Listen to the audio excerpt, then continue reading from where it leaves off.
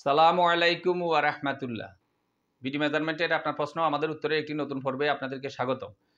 আজকে প্রশ্ন উত্তর পর্ব শুরু করার আগে একটা বিষয় আপনাদের জন্য বলবো যে আপনারা অনেকেই আমাদের এই লেকচার শিটটা সংগ্রহ করেছেন।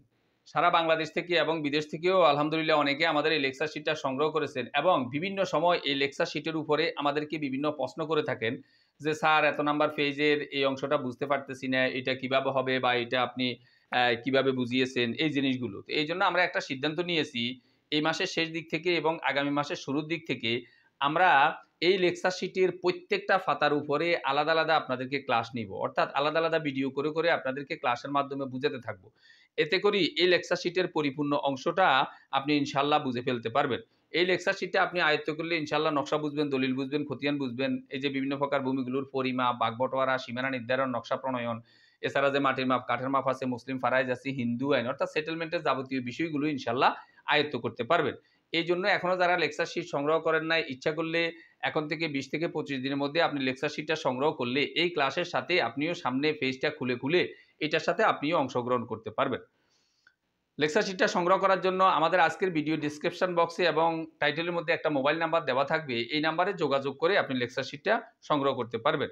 আজকে প্রথম প্রশ্নটা আমাকে যিনি করেছেন ওনার নাম হলো মোহাম্মদ আব্দুর রাজ্জাক সাহেব। আপনি জানতে চেয়েছেন স্যার আমি বগুড়া থেকে বলছি, আমি ময়নামতি, কুমিল্লা ও বাংলাদেশ কারিগরি শিক্ষা বোর্ড ঢাকা এবং ডিজিটাল অটোক্যাড এই 3টি ট্রেনিং নিয়েছি এবং জমির পরিমাপ করে থাকি। আমি কি সরকারি আমিন হিসাবে আবেদন করতে পারবো?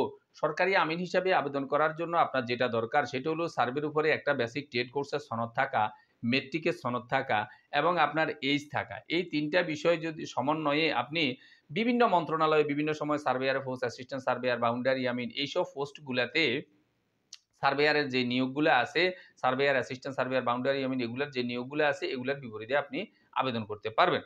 আশা করি বিষয়টা বুঝতে পারছেন। কোনো অংশ না বুঝলে আবারও আমাদেরকে জিজ্ঞাসা করলে আমরা জবাব দেওয়ার চেষ্টা করব ইনশাআল্লাহ। পরবর্তী প্রশ্নটা যিনি করেছেন ওনার নাম হলো ওমর ফারুক, চাঁদপুর থেকে। আপনি জানতে চেয়েছেন দলিল লেখা কোথায় শিখবো, কিভাবে শিখবো? দলিল লেখা শিখার জন্য আপনাকে যেটা করা দরকার, আসলে দলিল লেখার জন্য তো আলাদা করে কোনো কোর্স নাই বা আলাদা করে কোনো কোর্স আপনাকে করতে হবে না। আপনি যেহেতু এটা সার্ভে সংক্রান্ত জিনিস, এইজন্য সার্ভের উপরে বেসিক ট্রেড কোর্সটা করা জানা থাকলে দলিলের কোন অংশে কি, কোন দিকে কি, হ্যাঁ, যাবতীয় জিনিসগুলো আপনার জানা হয়ে যাবে। আর একটা দলিলের ফরম্যাট বর্তমানে সরকারিভাবে একবারে কোথায় কি হবে কম্পিউটারাইজ সব ধরনের দলিলগুলো আপনার এভাবে করা আছে।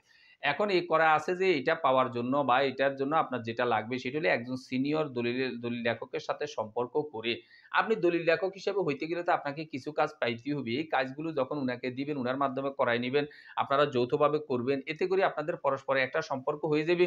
পরবর্তীতে আপনি যখন দলিল লেখকের জন্য আবেদন করবেন, তখনও কিন্তু একজন দলিল লেখক, সিনিয়র দলিল লেখক সার্টিফাইড করতে হয় যে উনি এই কাজগুলো জানে।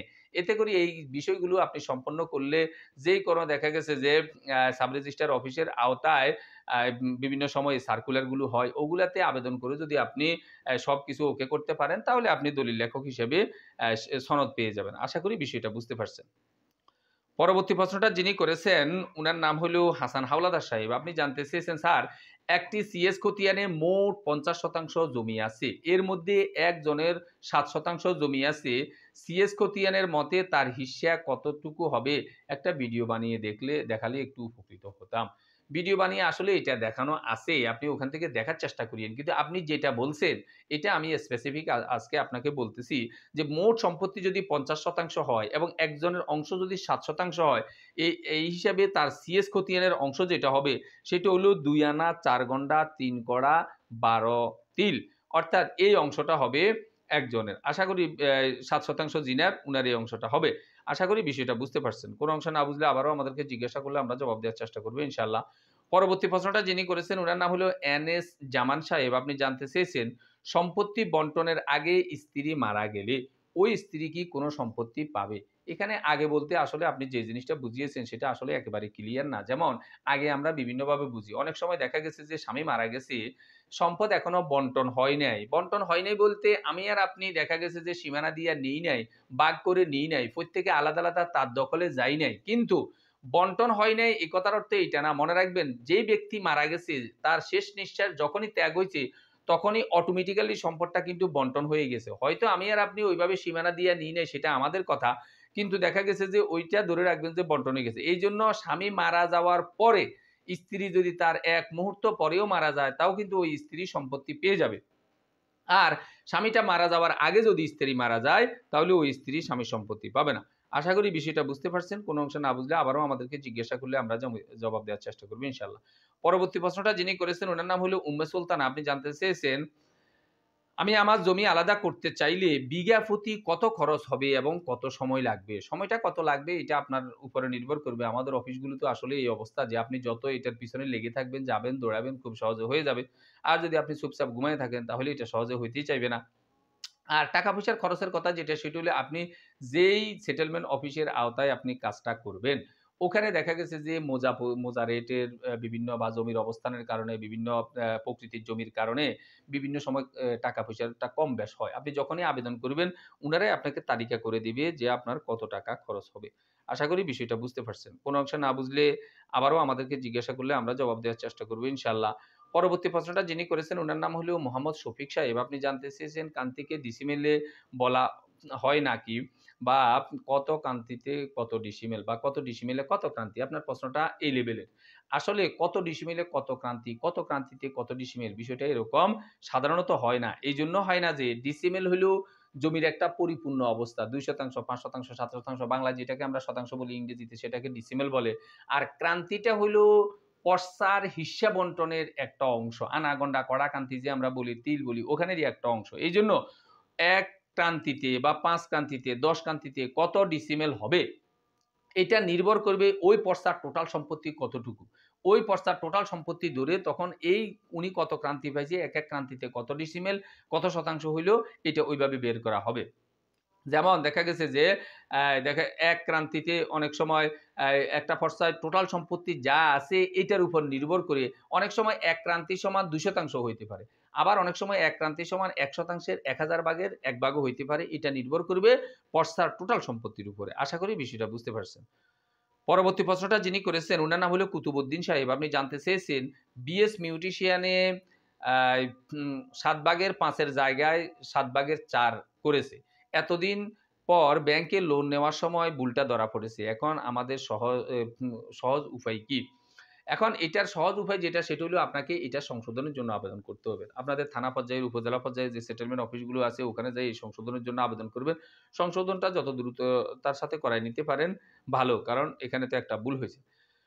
পরবর্তী প্রশ্নটা যিনি করেছেন উনার নাম হইল ইয়াসিন মিয়া সাহেব। আপনি জানতে চেয়েছেন আমার জমি দলিলে আছে ১২% খতিয়ানও আছে ১২%। কিন্তু দখলে আছে ১০.৫০ শতাংশ। ১.৫% দখলে নাই। এখন আমার করণীয় কি? আপনার করণীয় হইল এই ১.৫% কোন দিকে গেল এটা আপনাকে খুঁজে বের করতে হবে। এই ১০% অনেক সময় বিভিন্ন কারণে কমে। ধরেন দেখা গেছে যে পাশে একটা রাস্তা, অনেক সময় কবরস্থান, বিভিন্ন কারণে মানুষ এই জমিগুলো ছাড়তে হয়। এইজন্য আপনি দেখবেন শুধু আপনার একাই কমলো নাকি আশেপাশের সবাই কমলো। আপনি যদি দেখেন যে আশেপাশের সবারই দলিলে যত আছে দেখা গেছে পর্চায় যত আছে তার থেকে দখলে কমে গেছে, তাহলে আপনি বুঝবেন যে এইসব কারণে হয়তো কমছে। আপনি খোঁজ নেওয়ার চেষ্টা করবেন যে কেন কমলো।